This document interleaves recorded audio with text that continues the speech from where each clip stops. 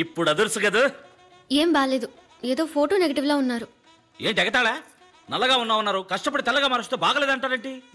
మీ దగ్గర నాకు నచ్చిందా నలిపేనండి. ఇదేదో తెచ్చి పెట్టుకున్నట్టు. అమ్మయ్య ప్రతిపోయవరా, తొందరగా వెళ్ళి ఒంటికి పూసుకున్నా తెల్లబెట్టి కడుక్కొచ్చాయి.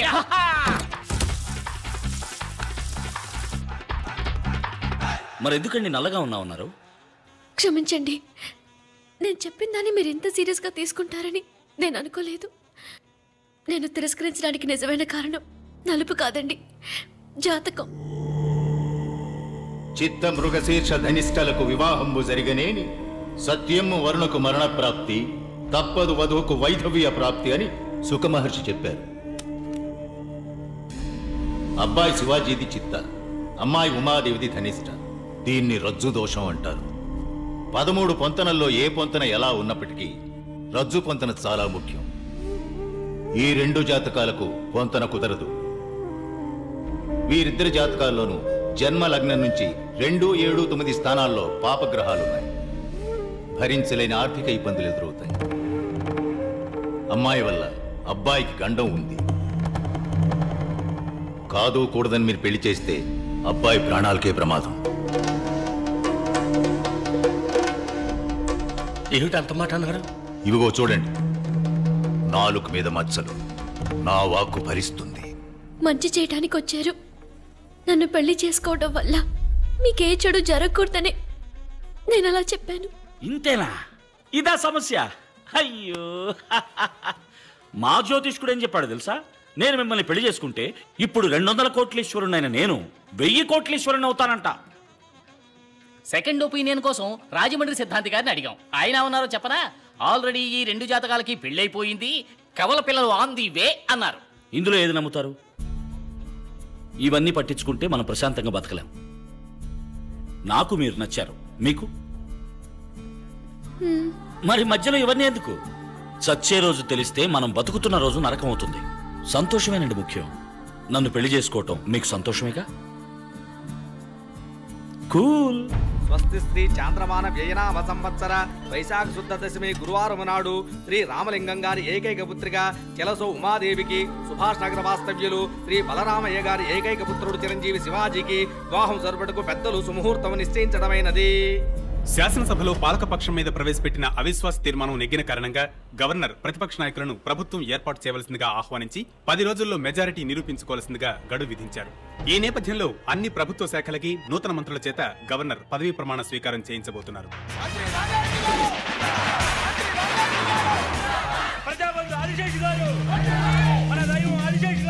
రండి, నేనే తమ దగ్గరకు వచ్చేవాడిని బ్లెస్సింగ్ తీసుకోవడానికి.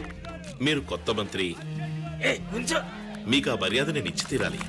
మీరు కింగ్ మేకర్ నేను రుజువు చేసుకున్నారు. కృతజ్ఞుడయ్యా, కృతజ్ఞుడి. కృతజ్ఞత మాటల్లో కాదు, చేతల్లో ఉండాలి. అయ్యా, తమరు ఆదిశేషులు అయితే నేను అల్శేషన్ అయ్యా. జీవితాంతం తోకాడిస్తూ పడి ఉంటా.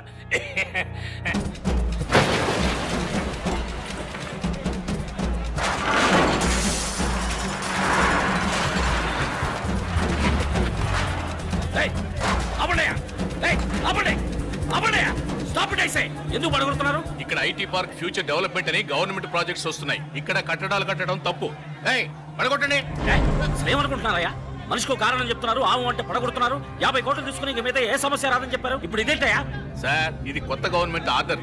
కావాలంటే నేను రేపు పొద్దున వస్తాను. ఈలోగా ఎవరితోనైనా మాట్లాడి ఏం చేయగలరో చేయండి. ఏ సార్, అక్కడ గవర్నమెంట్ ప్రాజెక్ట్ వస్తుంది. ఏ బుద్ధి లేని మీద ఇచ్చారు మీకు పర్మిషన్? నో, ఇది రాంగ్ ప్రాజెక్ట్. పర్మిషన్ ఇవ్వకూడదు. సార్, నేనేం తప్పు చేశాను సార్? నన్ను ఎందుకు ఇలా వేధిస్తారు? మంచి చేయడానికి వచ్చినందుకు ఎంత శిక్ష? అన్ని మెట్లు ఎక్కి దిగేశాం. టేబుల్కి, బెంచ్కి, అధికారికి, మంత్రికి, వాడు వీడని అందరికీ ఎంత ఇవ్వాలో అంతా ఇచ్చేసాం. మీరిచ్చింది ఆ ముఠాకి, ఆ మంత్రులకి. మేము ఫ్రెష్ బోలెడంత ఖర్చు పెట్టుకొచ్చాను నాన్న. సీటు ఖరీదు, ఎలక్షన్ ఎక్స్పెన్స్, పబ్లిసిటీ ఎక్స్పెన్స్, ఎమ్మెల్యేలు కొనడం, కాస్ట్ ఆఫ్ పాలిటిక్స్ చాలా ఎక్కువైంది. ఇప్పుడు మేమేం చేయాలి చెప్పండి. మీ ప్రాజెక్ట్ వాల్యూ ఎంత? ఎన్నిసార్లు ఇదే ప్రశ్న అడుగుతారా? ఏంటి ఏమన్నారు? ఏం లేదు సార్, 200 కోట్లు. అందులో 25%, ఓ 50 కోట్లు మా సంక్షేమ నిధికి ఇచ్చేయండి. మిగతా నేను చూసుకుంటాను. మృతం చేయడానికి పర్మిషన్ అడిగానా? సారా గడ్డానికి పర్మిషన్ అడిగానా? చెడగొట్టకు శివాజీ. గాంధీకి మండపం కట్టాలన్నా కూడా వీళ్ళు డబ్బులు అడుగుతారు. రే మామ నోడ్రా లై పర్మిషన్ ఉంటా కుదురుతుందా కుదరదా? మర్యాద డబ్బులు తీసుకుని నీకు మర్యాద ఏంట్రా? ఎక్కడికి వచ్చి ఎవరితో ఏం మాట్లాడుతున్నావు నువ్వు? డబ్బులు ఇవ్వకుండా నువ్వు ఆ యూనివర్సిటీ ఓపెన్ చేయడం కుదరదు. ఇవ్వను, ఒక్క పైసా కూడా ఇవ్వను. నేను కోర్టుకు వెళ్తాను. కింద కోర్టు, మధ్య కోర్టు, పై court, magistrate court, appellate court, sessions court, high court, supreme court అని ఈ దేశంలో న్యాయం అనేది ఏదో ఒక మూల కాస్త మిగిలి ఉంటుంది. దాన్ని తవ్వి తీస్తాను. వెళ్ళి ప్రయత్నించు.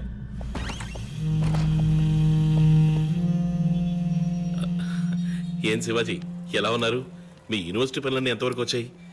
ఏమైనా సహాయం కావాలంటే అడగండి. నువ్వే పెద్ద మనిషివయ్యా. పేడ పురుక్కన హీనమైన వాడివి. నికృష్టమైన చావు చేస్తావు. శివాజీ, తప్పు తప్పు. ఆయన ఏదో కోపంలో అలా మాట్లాడితే నేను తర్వాత ఫోన్లో మాట్లాడతాను. లోఫర్. క్యాస్ట్ ఐరన్ కేస్ గెలిచే తీరాలి. గవర్నమెంట్ మారితే వాళ్ళు పాస్ చేసిన జీవోని ఆర్బిటర్గా వీళ్ళు క్యాన్సిల్ చేస్తారా? తప్పు. ఏ కోర్టులోనూ చెల్లదు. రేపు పొద్దున కోర్టుకు పోయి ఓ రిట్టి పడేసి ఆ స్టే ఆర్డర్ని వికెట్ చేయిస్తా. లేదా స్టే ఆర్డర్కే స్టే ఆర్డర్ తీసుకుందాం. ఇది నా 25 ఏళ్ల ఆశయం, 20 ఏళ్ల శ్రమ. నేను సంపాదించిందంతా ఇందులో పెట్టాను. ఉన్న ఇల్లు, ఉన్న ఆస్తి అంతా తాకట్టు పెట్టాను. దీన్ని ఎలాగైనా మీరే కాపాడాలి. దిగులు పడకండి. అన్ని ఫైల్స్ మీద సంతకాలు పెట్టి అప్రూవ్ అయిన తర్వాతే కదా స్టార్ట్ చేశారు. నేను చూసుకుంటాను. సుందరం సార్, ఫీజు సంగతి తర్వాత చూసుకుందాం. కొంచెం అడ్వాన్స్ ఇచ్చేది మనం. ఎంత సార్? 20 lakhs. 20 లక్షల? 200 కోట్ల ప్రాజెక్ట్ కాపాడబోతున్నానుగా. బ్యాంకులోనూ డబ్బు లేదు. ఓవర్ డ్రాఫ్ట్ లిమిట్ కూడా దాటేశాను.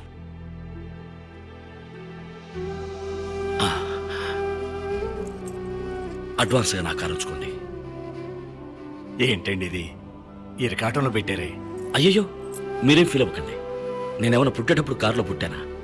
చిన్న వయసులో చెప్పులు లేకుండా నడిచాను, బస్సుల్లో ప్రయాణించాను. మీరు ఈ కేసు గెలిపించండి, అచ్చాలు తీసుకోండి. శివాజీ, నువ్వెంతో ఆశపడి కొనుక్కున్న కారు ఇది. సార్ కావాలంటే నేను డ్రాప్ చేస్తా. వద్దండి, కూల్. నాకు నడక అలవాటే. పద.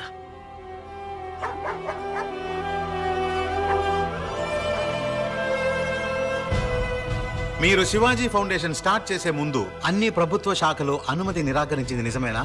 నిజమేనండి. 16 శాఖలకి చెందిన గవర్నమెంట్ ఆఫీసర్లకి 4 కోట్ల రూపాయలు లంచం ఇచ్చింది నిజమేనా?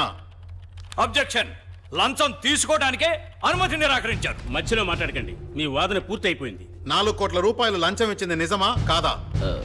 నిజమే, కానీ మినిస్టర్ ఆనందరావు అనుమతి నిరాకరించింది నిజమేనా? నిజమేనండి. వారికి 50 కోట్లు లంచం ఇచ్చింది నిజమేనా? ఇచ్చాను. That's all, Your దేశానికి Honor. మంచి జరుగుతుందన్న ఉద్దేశంతో. I was cornered, I was helpless. అప్పీల్దారుడు ఒప్పుకున్నట్టుగా శివాజీ ఫౌండేషన్ నిర్మాణానికి కావలసిన అనుమతి కోసం వేరు ప్రభుత్వ శాఖాధికారులకు లంచాలను ఇచ్చి అనేక ఇతరమైన కోరికలను తీర్చి అనుమతిని పొందినట్టుగా ప్రభుత్వం తరపున నిస్సందేహంగా నిరూపించబడింది. కనుక శివాజీ గారి యూనివర్సిటీ కట్టడాన్ని రద్దు చేయడం చట్ట ప్రకారం న్యాయమే.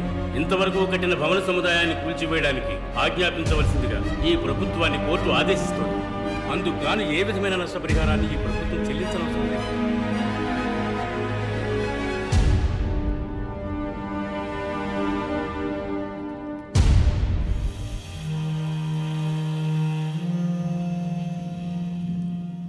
చూసారా శివాజీ గారు ఎంత పని జరిగిందో? మారు మాట్లాడకుండా నేను చెప్పినట్టు ఓ 5 star hotel, real estate business చేసుకుని ఉండాల్సింది. పాపిస్ట్ విధవులు అందరూ కలిసి మిమ్మల్ని ఇలా నడివీధిలోకి ఈడ్చుకు వదిలేశారు. ఇప్పుడు ఏం చేద్దాం అనుకుంటున్నారు?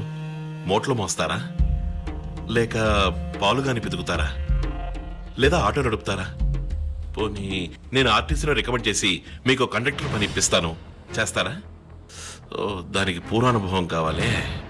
కూర్చున్న చోట ఒళ్ళలవ్వకుండా నొప్పి లేకుండా చేసే పనుంది, చేస్తారా? మన జాతీయ వృత్తి. అయ్యో, అన్ని 500, 1000 రూపాయల నోట్లే. చిల్లరుందా వేణు? ఇవ్వు.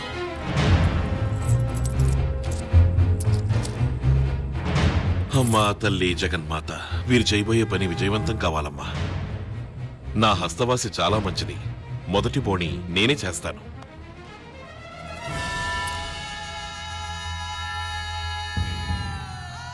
ముష్టెత్తుకుని బతికే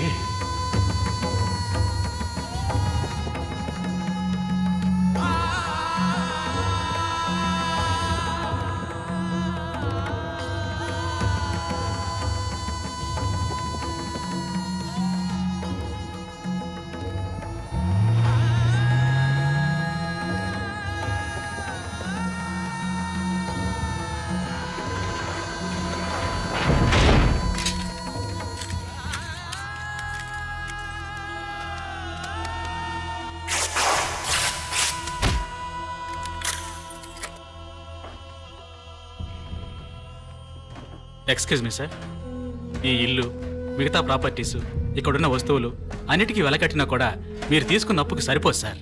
వాల్యుయేషన్ పూర్తయ్యే వరకు ఈ ఇంట్లో నుంచి ఒక ప్రాపర్టీ కూడా బయటే పోకూడదు. సారీ. మీ రోలెక్స్ కూడా ఆ లిస్టులో ఉంది సార్.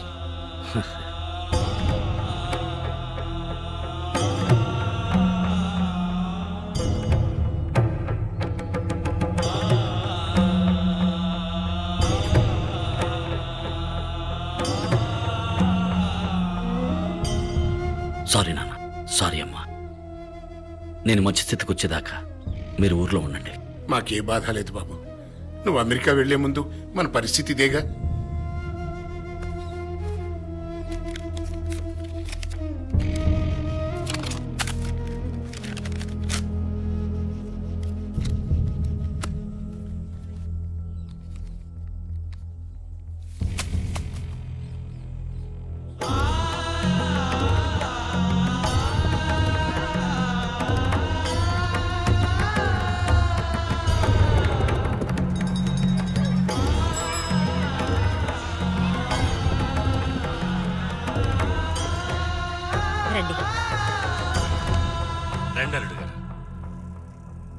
ఇప్పుడు నా పరిస్థితి కొంచెం బాగాలేదు. పెళ్లి కొంచెం వాయిదా వేసుకుందాం. అది చెప్పెళ్దామని వచ్చాను. అలాగే బాబు, మీరు ఎప్పుడంటే అప్పుడే పెళ్లి జరిపిద్దాం. లేదు నాన్న, ఎప్పటికీ ఈ పెళ్లి జరగదు. ఏం నువ్వు అనేది ఉమాదేవి? నేను అప్పుడే చెప్పాను వద్దని. ఏదేదో చెప్పి మీరే నన్ను ఒప్పించారు. చూడండి నిశ్చితార్థానికి ఎంత పని అయిందో. రేపు పెళ్లి కూడా అయి జ్యోతిష్కుడు చెప్పినట్టు మీకేదైనా జరిగితే. నువ్వేదేదో ఊహించుకుంటున్నావు. ఏది ఊహ? పూర్తయ్యే స్థితిలో ఉన్న కట్టడం ఎందుకు పడగొట్టే స్థితికి వచ్చింది? కోటీశ్వరుల్లో ఉన్న మీరు ఉన్నట్టుండి ఎందుకు నడి వీధికి రావాల్సి వచ్చింది? It's a coincidence damn it. లేదండి, ఈ జన్మలో మనిద్దరికి పెళ్లి జరగదు. వెళ్ళిపోండి. ఇంకెప్పుడు నా కోసం రాకండి.